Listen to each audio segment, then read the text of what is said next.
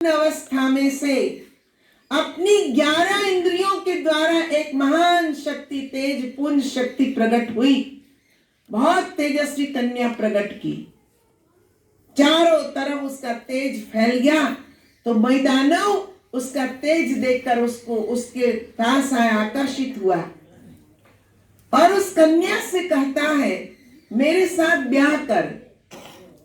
तो कन्या ने कहा मैं आपके साथ शादी करूं, पर एक शर्त, आपके और मेरे बीच में युद्ध हो और उस युद्ध में आपकी विजय हो तो मैं आपके साथ शादी कर सकती हूं।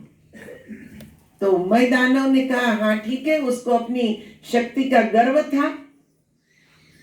दोनों के बीच घमासान युद्ध हुआ और उस कन्या ने उस राक्षस को मार दिया।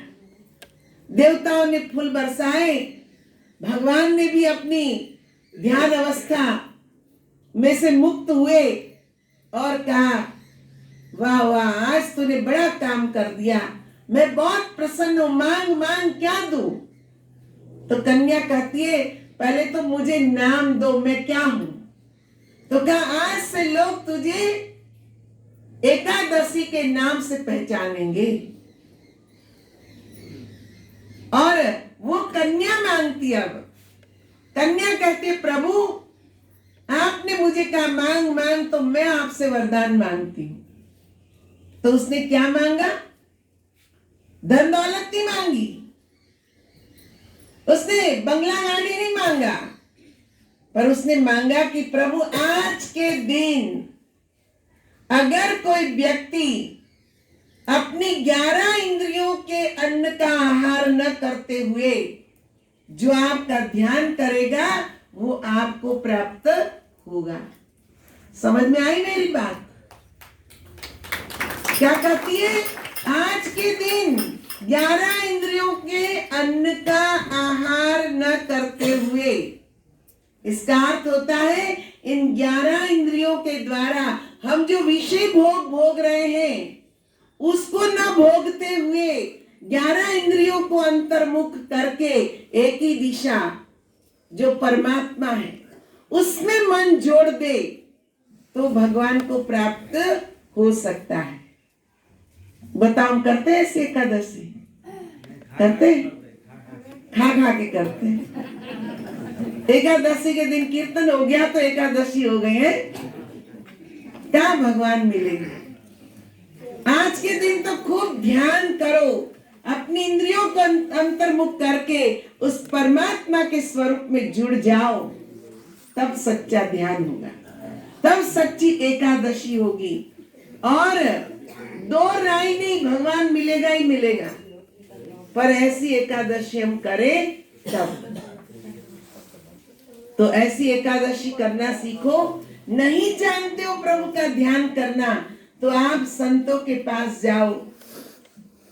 हमारे गुरुदेव हृदय सम्राट श्री भोले जी महाराज और माता श्री मंगला जी, उनका दरबार खुला है सबके लिए। हम तो ये कहते पहले जिसको मानते हो जानते हो उनके पास जाओ, पूछो, प्रार्थना करो उनको कि क्या आप हमें प्रभु का ध्यान कराना सिखा सकते हो, क्या नाद सुना सकते हो, क्या अमृत पान करा सकते हो। अगर वो करा दे ठीक बात है, कर लो, पर नहीं कोई कराता है तो भोले बाबा के दरबार में आओ, उनके आशीर्वाद से, उनकी आज्ञा से संत महात्मा प्रैक्टिकल रूप से ज्ञान करा देते। हम केवल सुनाकर खुश नहीं करते, पर जो जानना चाहता है उनको हम जनाते भी हैं। एक छोटी सी बात करके मैं अपने विचारों को यहाँ विश्राम दूंगी। एक जगह कथा हो रही थी इसी तरह, भागवत कथा, और पंडित जी रोज बढ़िया बढ़िया कथा सुनाते थे, भागवत के प्रसंग सुनाते थे। और उसके बाद जब आरती होती थी तो चढ़ावा होता था कि आरती कौन उतारेगा। तो चढ़ावा होता था, कोई बोलते थे 1000 मेरी तरफ से, 2000, 5000, और जो सबसे ज्यादा बोले उनको आरती उतारने का मौका मिलता था। एक बूढ़ी मैया रोज आती थी। वो सोचती थी आरती उतारने का मौका मिले ना मिले, पर सब चढ़ावा बोल रहे तो मैं भी बोल दूं। तो पहले दिन उसने बोला कि महाराज 20 किलो चावल मेरी तरफ से, दूसरे दिन 40 किलो चावल, तीसरे दिन 60 किलो चावल, रोज 20-20 किलो बढ़ाती गई। अब लिस्ट बनती गई, लिखा गया उनका कि आज उसने 20 किलो दिया, plus 40 kilo, plus 60, plus 80, plus 100, जोड़ते जोड़ते जब हिसाब बना तो कहा सबसे ज्यादा अनाज बूढ़ी माँ ने दिया है।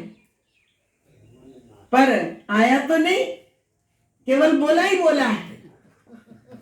अब पंडित जी गए जो कार्यकर्ता थे उनको लेकर कि चलो, उन्होंने अनाज दिया है दान में, पहले उनके पास चलो। जब बूढ़ी माँ के पास गए, कहा माता जी राम राम। कहा राम राम महाराज, राम राम। अहो भाग्य मेरे, आप मेरे घर पधारे। कहा माता जी हम तो इसलिए आए हैं, आपने रोज कथा में जो दान दिया, अन्न दान दिया, अब लिखा तो दिया पर आपने दिया नहीं, अब देने का टाइम आ गया है, अब वो दे दो। तो बूढ़ी अम्मा कहती है कि महाराज आपने कथा सुना सुना कर खुश किया, मैंने भी अन्नदान लिखा लिखा के खुश कर दिया। लेने देने की कोई बात नहीं है ना। तो ऐसा नहीं है, हम आपको केवल सुना सुना कर खुश करने के लिए नहीं आए हैं। जो लेना चाहता है उनको हम देते भी हैं, पर क्या देते हैं? आत्मज्ञान। जो जानना चाहता अपने आप को, उनको हम आत्मज्ञान देकर उनको भक्ति का मार्ग दिखा देते हैं कि जिस मार्ग पर चलने से मन को शांति मिलती है, आनंद मिलता है, जीवन एक जीने जैसा हमें लगता है। कई लोग अपने जीवन से ऊब जाते हैं, पर ज्ञान मिल जाए तो उनकी जीने की तमन्ना बढ़ जाती कि मैं और जीऊं और भजन करूं। तो विशेष न कहते हुए आपने जो सुना उस पर आप मनन करें, विचार करें। क्षमा करना, आपकी भाषा है नेपाली और मेरी है हिंदी। अगर बात समझ में न आई हो तो गलत अर्थ मत करना।